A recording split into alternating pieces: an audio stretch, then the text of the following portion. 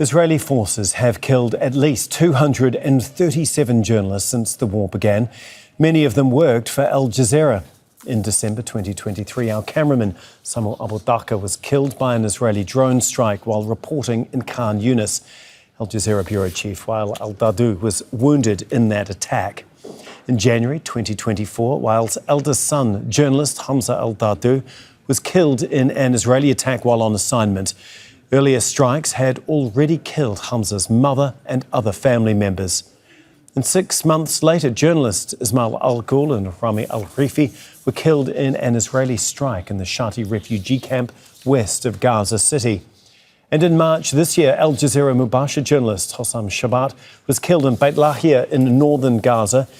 And just a reminder, journalists in conflict zones are protected under the Geneva Conventions. OK, well, for more on all of this, we are joined now by Janine di Giovanni, who is the Executive Director of the Reckoning Project and a Senior Fellow at Human Rights at Yale University. She's spent 35 years as a war correspondent, and she joins us now from the Greek island of Hydra. Thank you so much for being with us here on Al Jazeera. As I said, you've reported from more than a dozen war zones over more than 3 decades, and you've recently said that nothing compares to what is happening in Gaza. Can you explain why that is? Absolutely. Well, I'm in no way discarding the suffering of other wars, of the siege of Sarajevo, of Rwanda, of Yemen, of Ukraine, of Afghanistan. What I am saying is the shocking complicity of what we have seen since October 8th, seeing Gazan civilians burnt, starved, tortured, and our journalist colleagues. But what has surprised me the most is the complicity, not just of governments, of the US aiding and abetting, of Germany, of the UK, but of our fellow journalists who have not called out what has happened to our colleagues in Gaza. Now, we know that more than 170 of them have been killed. They've been doing the job that we cannot do because the international press is banned from going into the Gaza Strip.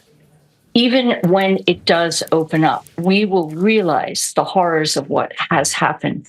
But our colleagues on the ground, like Anas, like all of his colleagues who have been killed, and thank you, by the way, for calling it murder, because that is what it is. They were targeted and they were killed. We have to give them the utmost credit for what they have done. They are being starved. They are fainting from hunger. They are being targeted. They are being killed. They're doing the job that we cannot do because we are not allowed inside.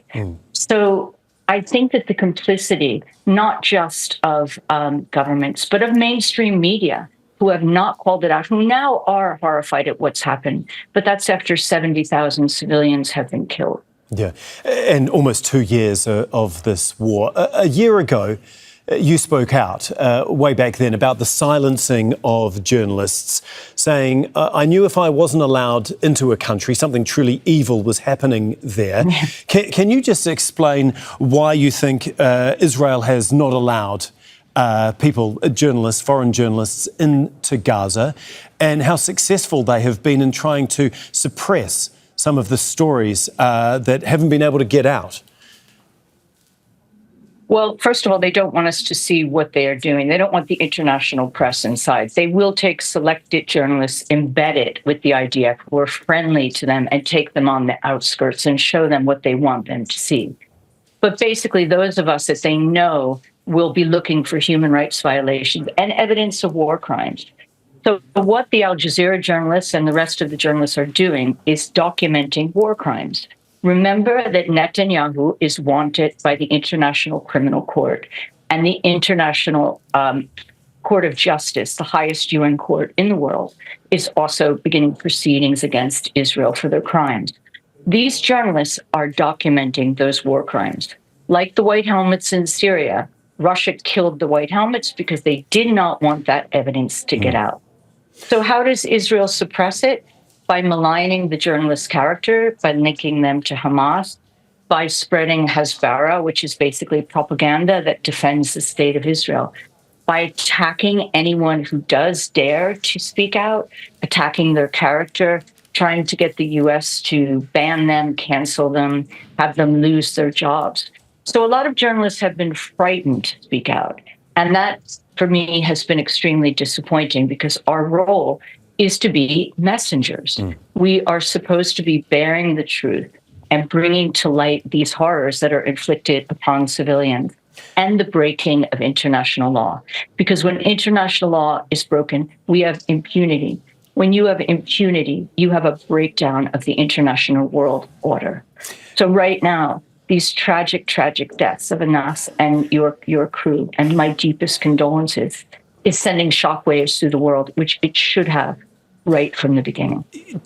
Janine, just finally, do you think that this targeted and deliberate attack on these Al Jazeera journalists was a miscalculation from Israel, given the condemnation that we have seen, and the fact that it was less than 24 hours after Netanyahu spoke to a Western media, basically saying that he was going to allow them into Gaza and that their safety would be a top priority? I mean, does that completely undermine what he said then?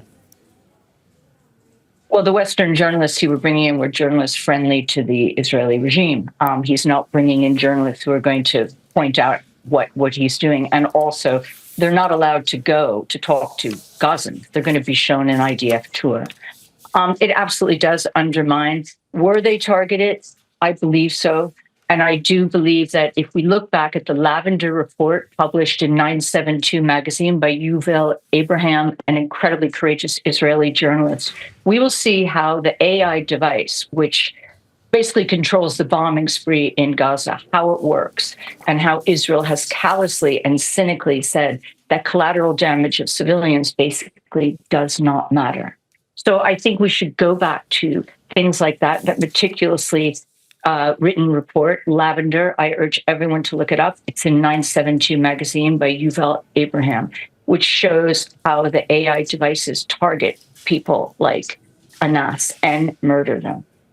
Janine, thank you so much. We really do appreciate you taking time to speak with us here today. Janine di Giovanni for us in Hydra. Thanks again. Thank you.